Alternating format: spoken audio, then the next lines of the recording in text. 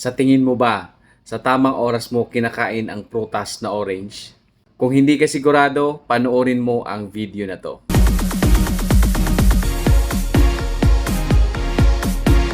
Alam natin na ang prutas na orange ay napakasustansya.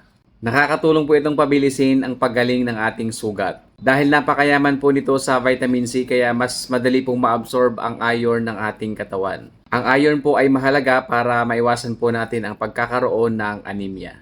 At higit po sa lahat, ang orange ay nakakapag-boost po ng ating immune system, dahilan kung bakit hindi agad tayo nagkakaroon ng sakit. Pero alam nyo po ba kung kailan dapat kinakain ang orange? Ang pinaka-the best po na oras para kainin ang orange ay tuwing snacks. Dahil na-improve po nito ang ating panunaw or digestion, and at the same time, napapataas po nito ang metabolismo ng ating katawan. So bakit hindi siya magandang kainin sa breakfast? Dahil kapag kinain mo po ito na walang laman ang iyong tiyan, pwede po itong mag-cause ng allergic reaction, stomach irritation, at gastritis. So ngayong alam mo na, i-share mo na ito sa iyong pamilya, barkada at mga kakilala. Importante ang kalusugan kaya dapat alam mo to.